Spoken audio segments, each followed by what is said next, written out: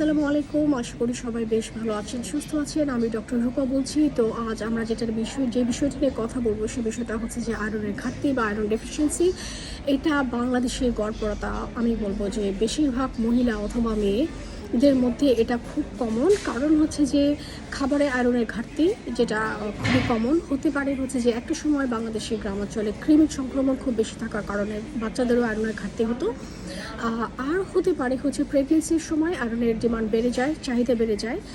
আর আরেকটা হতে পারে হচ্ছে যে মেনস্ট্রুয়েশনের সময় হেভি ব্লিডিং, যদি খুব বেশি ব্লিডিং হয় তাহলে আয়রনের ঘাটতি হতে পারে। এবং আয়রনের ঘাটতির কারণে বিভিন্ন রকমের উপসর্গ দেখা যায়, যেগুলোকে আমরা আসলে সিরিয়াসলি নেই না। তার মধ্যে একটা হচ্ছে যে আপনার খাবারের যে রুচি, সেই খাবারের রুচিটা আসলে আমি বলবো বদলে যাওয়া বলতে এটা না যে খাবারের রুচি বেড়ে যাবে বা কমে যাবে, কিন্তু খাবারের রুচিটা আমি বলবো চেঞ্জ হয়ে যাবে এই ক্ষেত্রে যে আপনি এমন কিছু খাবার আপনি দেখবেন যে খাওয়া শুরু করেছেন যেগুলো নর্মালি হয়তো আপনাকে খেতেন না, অথবা হচ্ছে চারপাশের মানুষ সেরকমভাবে সেটা খায় না, অথবা আসলে কখনোই কল্পনাও করতে পারবে না যে খেতে পারে।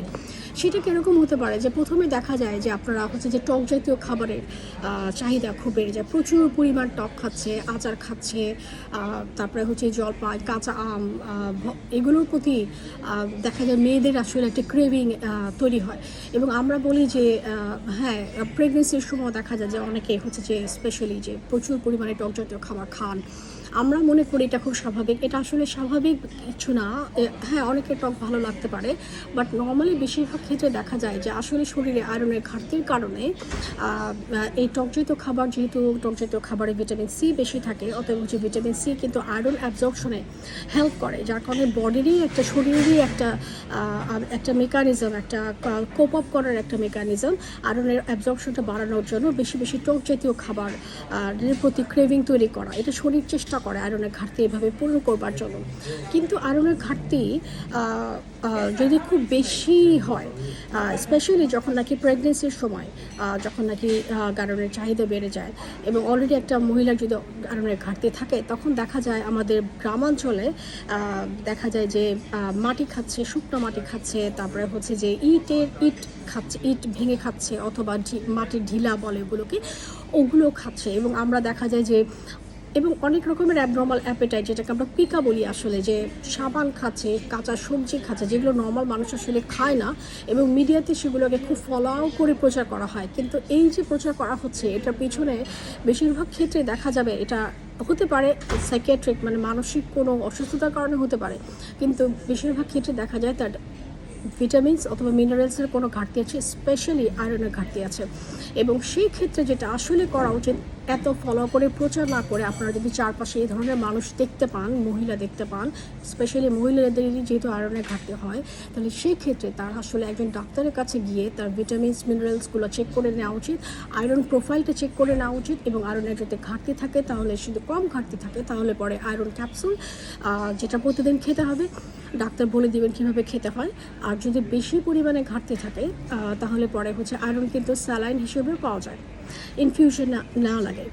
এবং এটাকে আসলে কোনোভাবেই আসলে ছোট করে নেওয়া উচিত না। এবং এই যে অ্যাবনর্মাল যে অ্যাপেটাইট তৈরি হয়, মানে মাটির ঢিলা খাচ্ছে, কাঁচা সবজি খাচ্ছে, অনেকে সাবান খাচ্ছে, এগুলোকে মিডিয়াতে ফলো করে প্রচার না করে আসলে দেখেন যে আসলে তার সমস্যাটা কোথায়, এটা তার মানসিক সমস্যা না হচ্ছে যে আয়রনের ঘাটতির জন্য হচ্ছে, তাহলে পরে চিকিৎসাটা করা সম্ভব।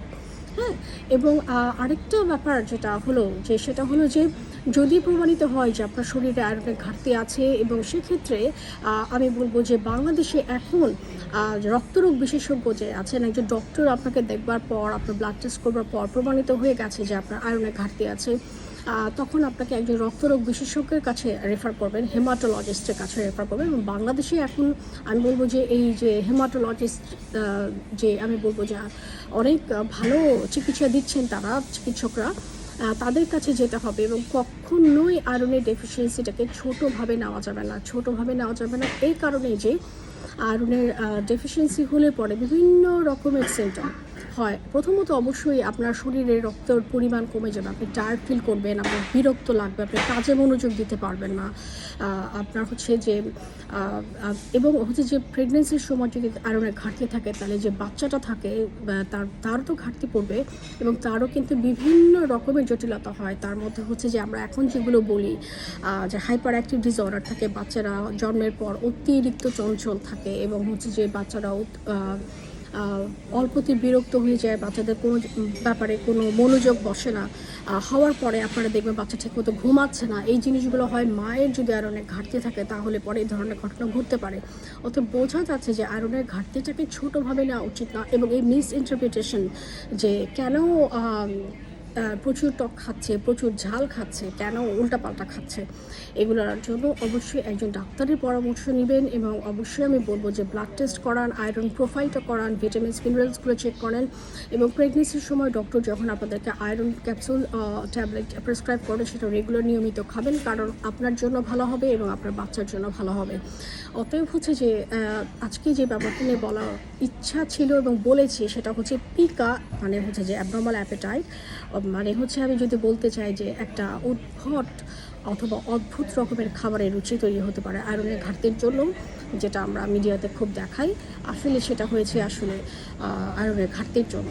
এবং আয়রন ক্যাপসুল আছে, আয়রনের ট্রান্সমিশন আছে, আপনার রক্তরোগ বিশেষজ্ঞ আপনার হচ্ছে সবচেয়ে বেস্ট এক ডক্টর, যিনি আপনাকে ডিসাইড করে দিবেন কোন ট্রিটমেন্টটা আপনার জন্য ভালো হবে এবং সেটাই নেবেন।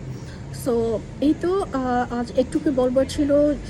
সবাই নিজের যত্ন নেবেন, নিজের প্রতি খেয়াল রাখবেন এবং আমার জন্য দোয়া করবেন।